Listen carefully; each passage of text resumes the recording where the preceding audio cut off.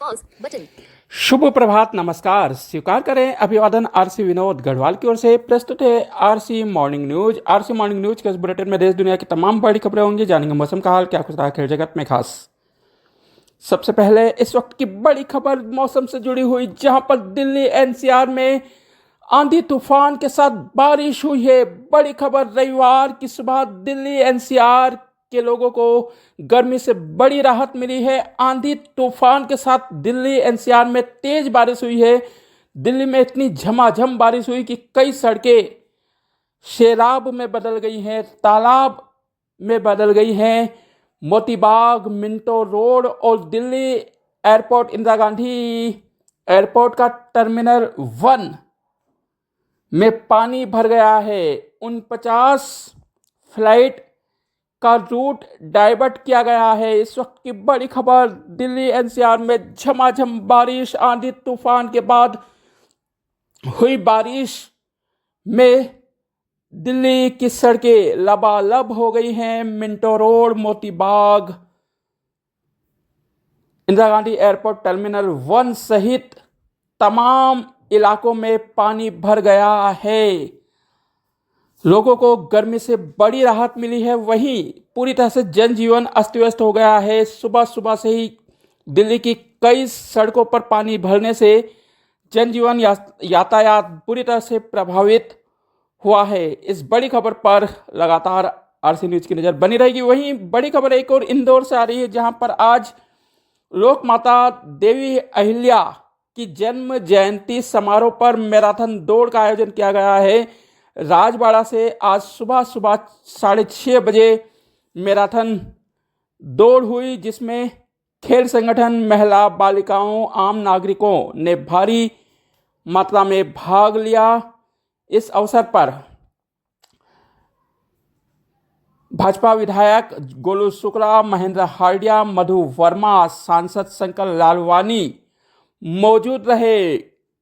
दौड़ प्रभारी वृंदावनी गौड़ ने बताया कि लोक माता अहिल्या जी के सम्मान के लिए आज इंदौर में दौड़ यात्रा आरंभ की थी। वहीं जानकारी मिली है कि पुष्यमित्र भार्गव महापौर और मंत्री तुलसी सिलावट दौड़ खत्म होने के बाद राजवाड़ा पहुंचे। वहीं एक दिव्यांग कोमल व्यास ने भी इस रेस में भाग लिया है। 32 वर्षीय कोमल व्यास इंदौर के खजूरी बाजार रहती हैं। उन्होंने कहा कि इस प्रकार के आयोजन से एकता बढ़ती है, इस प्रकार के आयोजन होना चाहिए। हमें खुशी है कि हम लोकमाता अहिल्या देवी के कार्यक्रमों में भाग ले रहे हैं। तो इस बड़ी खबर पर आरसी न्यूज की नज़र बनी रहेगी। जो भी अपडेट होगा आप तक पहुंचाएंगे। समय हो गया है हर दिन की तरह आज भी आरसी पंचांग का। आज दिनांक 25 मई 2025, दिन रविवार, विक्रम संवत 2082, शक संवत 1947, ऐन उत्तरायण, ग्रीष्म ऋतु, ज्येष्ठ मास, कृष्ण पक्ष की त्रयोदशी तिथि दोपहर 3:51 तक, तत्पश्चात चतुर्दशी। चंद्रमा मेष राशि में चरण कर रहे हैं। नक्षत्र अश्वनी सुबह 11:12 तक, तत्पश्चात भरणी। राहु काल शाम 5:34 से शाम के 7:04 तक। रविवार का दिन, सूर्य नारायण का दिन। सूर्यदेव की कृपा से यह दिवस हम सभी के लिए मंगलकारी, शुभकारी, हितकारी प्रयासों से भरा रहे, यही हमारी कामना है। आरसी सुविचार, हर छोटे से छोटा बदलाव बड़ी कामयाबी का हिस्सा होता है। समय हो गया है उन तमाम बड़ी खबरों को जानने का जो दिन भर रही सुर्खियों में, लेकिन उसके पहले एक विनम्र अपील। जैसा कि आप सभी को विदित है, रिकॉर्डिंग क्लब 10वें वर्ष में प्रवेश कर चुका है। रिकॉर्डिंग क्लब वर्तमान में स्व सहायता समूह के रूप में कार्य कर रहा है। इसे देश के ही दृष्टिबाधित अपने सहयोग से संचालित करते हैं। रिकॉर्डिंग क्लब राजस्थान में दृष्टिबाधित छात्रों के लिए छात्रावास खोलने की महत्वाकांक्षी योजना रखता है। रिकॉर्डिंग क्लब को अपनी इस योजना को अमली जामा जमीन स्तर तक पहुंचाने के लिए आप सभी के अमूल्य सहयोग की आवश्यकता है। ऐसे में रिकॉर्डिंग क्लब ने पहल की है कि हम प्रत्येक देशवासी से 10 रुपये की सहयोग राशि कम से कम प्राप्त करें और दृष्टिबाधित छात्रों के शिक्षा में आ रही बाधाओं को दूर करने में अपना समर्पण सेवा के साथ कार्य करने का जो संकल्प है वह पूरा करें। अतः रिकॉर्डिंग क्लब आप सभी से आग्रह करता है कि कम से कम 10 रुपये की सहयोग राशि देकर इस पुनीत कार्य में हमारा सहयोग करें। आप RC विनोद गढ़वाल 8120944839 8x20944839 या recording club founder Sandeep Trivedi 9414868659 9414868659 या फिर आप रिकॉर्डिंग क्लब संचालक समिति के किसी भी संचालक एडमिन को जानते हैं तो उसे भी अपनी सहयोग राशि प्रेषित कर सकते हैं। आपका अमूल्य सहयोग दृष्टिबाधितों के शिक्षा जगत में उजियारा फैलाएगा। आप सभी के सहयोग की अपेक्षा में रिकॉर्डिंग क्लब संचालक समिति। वे तमाम बड़ी खबरें जो दिन भर की सुर्खियों में। ऑपरेशन सिंदूर पर लगातार भाजपा के नेताओं के बोल बिगड़ रहे हैं। अब पहलगाम आतंकी हमले पर भाजपा नेता ने विवादित बयान दिया है। इस बार यह बयान हरियाणा के भाजपा से राज्यसभा सांसद रामचंद्र जी जिंगाड़ा की ओर से आया है। उन्होंने कल कहा कि जिन्होंने अपना सुहाग खोया है उनमें वीरांगना का भाव नहीं था, उनमें जोश जज्बा दिल नहीं था, जिसके कारण हमारे नागरिकों की मौत हुई है। यदि सभी प्रधानमंत्री नरेंद्र मोदी की अग्निवीर योजना से जुड़ते प्रशिक्षण लेते तो यह हादसा टाला जा सकता था। उन्होंने आतंकियों का सामना नहीं किया। यदि सब आतंकियों का सामना करते तो ये हमला नाकाम हो सकता था। वहीं कांग्रेस ने भाजपा सांसद के इस बयान की आलोचना की है। कांग्रेस प्रवक्ता सुप्रिया सुले ने कहा कि भाजपा नेताओं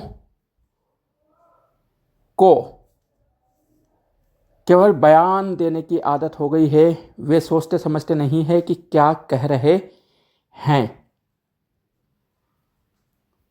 वहीं एक बड़ी खबर आ रही भारत की अर्थव्यवस्था से जुड़ी हुई। भारत दुनिया की सबसे चौथी बड़ी अर्थव्यवस्था बन गया है। अंतर्राष्ट्रीय मुद्रा कोष के हवाले से यह जानकारी मिल रही है। भारत की इकोनॉमी $4 ट्रिलियन हो गई है और उसने जापान को पीछे छोड़ दिया है। इस बड़ी खबर पर RC न्यूज की नज़र बनी रहेगी। वहीं मध्य प्रदेश के खंडवा में कल हृदय विदारक घटना सामने आई है। खंडवा के खरवा थाना क्षेत्र के एक गांव में महिला के साथ गैंगरेप हुआ, जिसके बाद उसकी मौत हो गई। घटना कल दोपहर की बताई जा रही है, जब एक महिला अपने पड़ोसी के आंगन में आई। उसने कहा कि मुझे चक्कर आ रहे हैं, मैं यहीं आराम करना चाहती हूँ। ऐसा करके वो ज़मीन पर ही लेट गई। बाद में वो बेहोश हो गई। जब होश आया तो उसने बताया कि मेरे साथ गंदगी हुई है। घटना का ब्यौरा देते हुए बताया गया है कि उसकी बच्चादानी बाहर निकल गई थी। किसी दरिंदे ने उसके प्राइवेट पार्ट्स में सरिया या लकड़ी जैसी चीज़ का प्रयोग किया था। ब्लीडिंग बहुत ज़्यादा हो रही थी। उसके बेटे अपनी माँ को तलाश कर रहे थे। तभी पड़ोसन ने बताया कि वह मेरे घर के आंगन में है। जब जाकर देखा तो वह बेहोश थी। होश में आने पर उसने अपने साथ गंदगी की बात की, जिसके बाद डायल 100 को सूचना दी गई। मौके पर पुलिस पहुंची। पुलिस ने उसे हॉस्पिटल पहुंचाया, मगर हॉस्पिटल पहुंचने से पहले ही उसकी मौत हो गई। परिजनों ने बताया कि शनिवार सुबह वह शादी समारोह में भाग लेने का बोलकर गई थी। जब दोपहर तक घर ना लौटी तो परिजनों ने उसकी तलाश शुरू की थी। महिला की उम्र 45 वर्ष बताई जा रही है, जो कि आदिवासी समुदाय की थी और खेतीहर मजदूरी करती थी। मामले की गंभीरता को देखते हुए खालवा अस्पताल से महिला का शव खंडवा जिला अस्पताल भेज दिया गया है। फॉरेंसिक एक्सपर्ट की निगरानी में पोस्टमार्टम होगा। पुलिस ने कहा कि पोस्टमार्टम रिपोर्ट आने के बाद सख्त से सख्त कार्रवाई की जाएगी। वहीं 2 संदिग्ध को गिरफ्तार किया है। हालांकि उन्होंने अभी तक वारदात कबूली नहीं है। वहीं मध्य प्रदेश में अब शादी पंडाल लगाने के लिए फायर एनओसी लेना होगा। 5,000 वर्ग फीट वाले मकान भी इस दायरे में आएंगे। सरकार जल्द ही इसके लिए नया कानून बनाने जा रही है।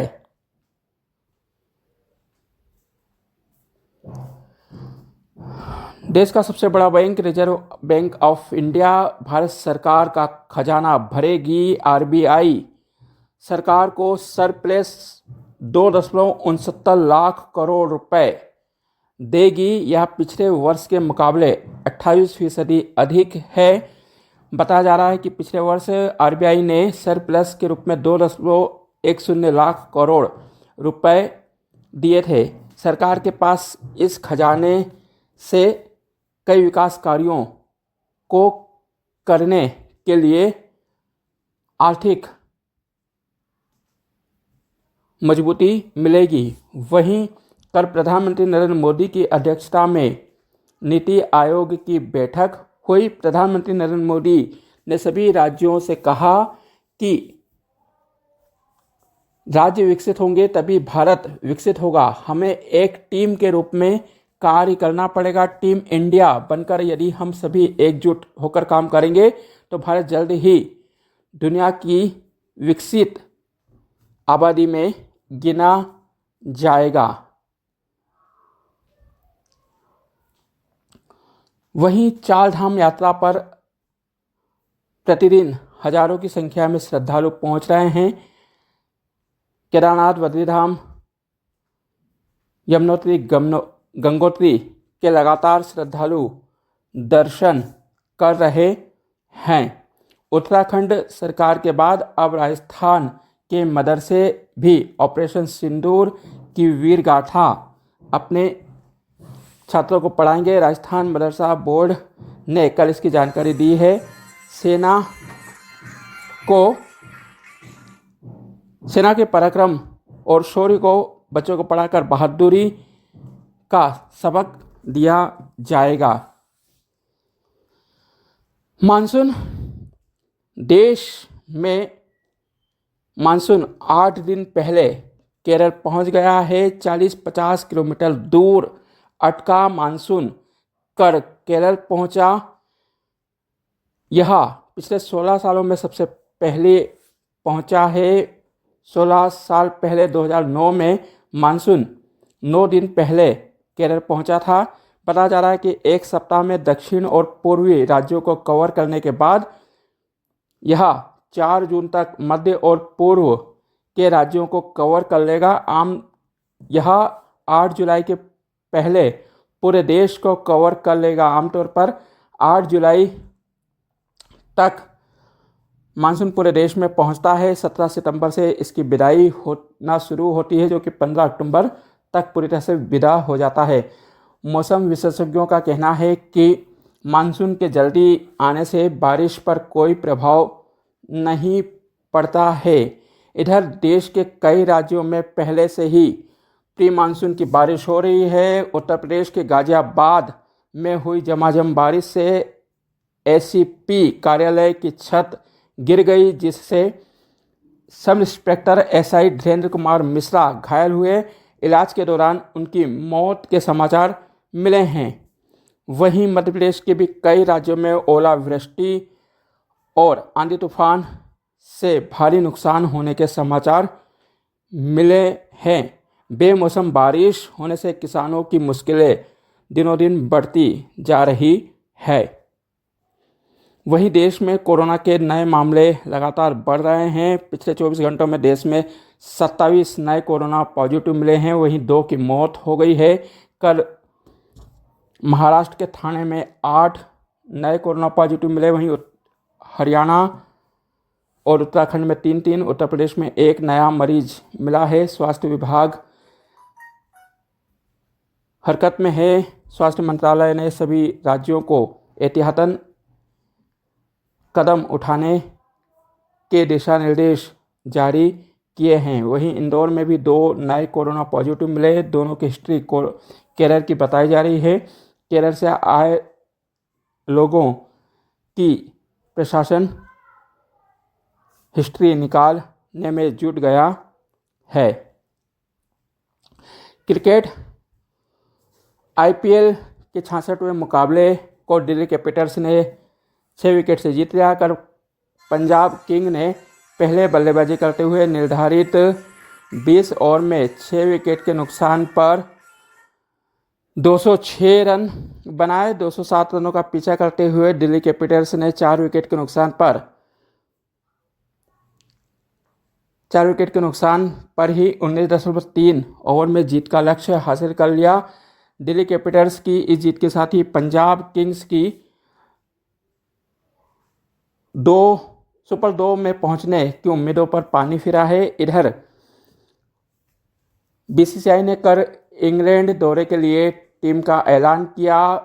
शुभमन गिल को भारतीय क्रिकेट टीम का कप्तान बनाया गया है। वहीं ऋषभ पंत को उप कप्तान चुना गया है।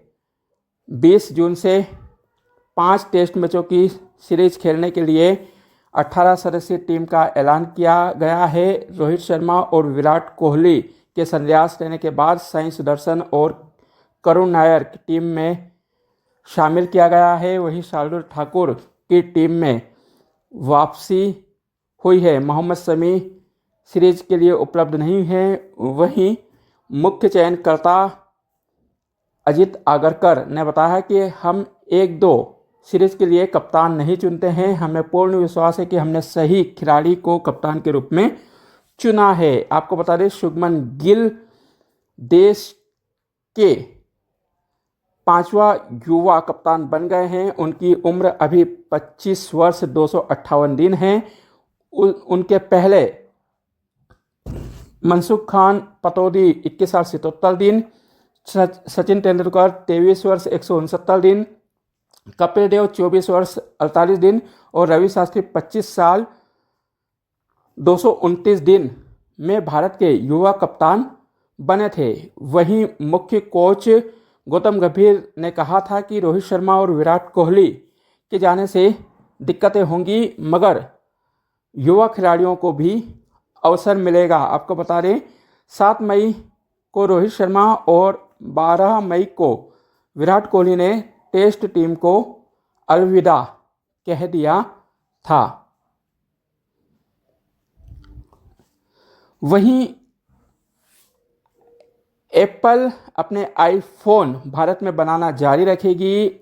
अमेरिकी मीडिया CNN के हवाले से रिपोर्ट सामने आई है, जिसमें कहा गया है कि एप्पल अपने आईफोनों का प्रोडक्शन भारत में ही करेगा, क्योंकि उसे भारत में ज़्यादा फ़ायदा है। एप्पल ने जानकारी देते हुए बताया है कि वह किसी भी राजनीतिक दबाव में अपना काम नहीं करेगी। आपको बता दें, शुक्रवार को अमेरिकी राष्ट्रपति ने एप्पल को प्रोडक्शन अमेरिका में करने की धमकी दी थी। कहा था कि अमेरिका में फ़ोन वही बिकेंगे जिसका निर्माण अमेरिका में होगा, नहीं तो 25% टैरिफ लगाया जाएगा। वहीं अमेरिकी राष्ट्रपति ने कल यूरोपीय यूनियन को भी 50% टैरिफ लगाने की बात कही है। कहा कि इनसे कोई समझौता नहीं करना है। 1 जून से नया टैरिफ लागू हो सकता है। वहीं भारत के पड़ोसी मुल्क पाकिस्तान में सिंधु नदी परियोजना का आंदोलन हिंसक होते जा रहा है। शुक्रवार को राष्ट्रपति आसिफ जरदारी की बेटी और सांसद आसिफा भुट्टो के काफिले पर प्रदर्शनकारियों ने जमकर लाठियां बांधी। आपको बता दें, कराची से नवाब शाह जा रही आसिफा भुट्टे के काफिले को रास्ते में प्रदर्शनकारियों ने रोका। उनके काफिले की कई गाड़ियों पर लाठी डंडों से तोड़फोड़ की। हालांकि पुलिस ने कहा कि काफिले को कोई नुकसान नहीं हुआ। 1 मिनट के अंदर ही उनके काफिले को निकाल दिया गया है। वहीं आरोपियों के विरुद्ध कड़ी कार्रवाई की जा रही है। वहीं बांग्लादेश के अंतरिम सलाहकार यूनुस बने रहेंगे। कल राजनीतिक दलों के साथ आपातकालीन बैठक हुई। सेना के अल्टीमेटम के बाद यह बैठक आयोजित की गई थी। आपको बता दें, दिसंबर माह के पूर्व चुनाव कराने की बात बांग्लादेश की सेना ने कही है। वहीं राजनीतिक दलों ने स्वतंत्र और निष्पक्ष चुनाव कराने की मांग अंतरिम सरकार से की है। समाचार में वक्त हो गया है उन तमाम बड़ी खबरों को जानने का जिन पर रहेगी हमारी नज़र। आज प्रधानमंत्री नरेंद्र मोदी दिल्ली में एनडीए शासित राज्यों के मुख्यमंत्रियों और उप मुख्यमंत्रियों से बात करेंगे।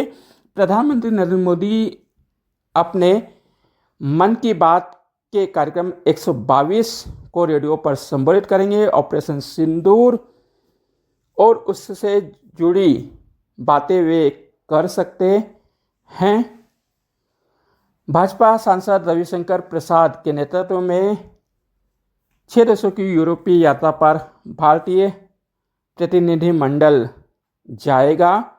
आईपीएल में आज 2 मुकाबले खेले जाएंगे। पहला मुकाबला गुजरात और चेन्नई के बीच होगा, तो वहीं दूसरा मुकाबला कोलकाता और हैदराबाद के बीच आयोजित होगा। और भी तमाम बड़ी खबरों पर आरसी न्यूज़ की नज़र लगातार बनी रहेगी। आप सभी बने रहे रिकॉर्डिंग क्लब यूट्यूब चैनल पर। चैनल को सब्सक्राइब, वीडियो को लाइक और शेयर अवश्य करें। धन्यवाद।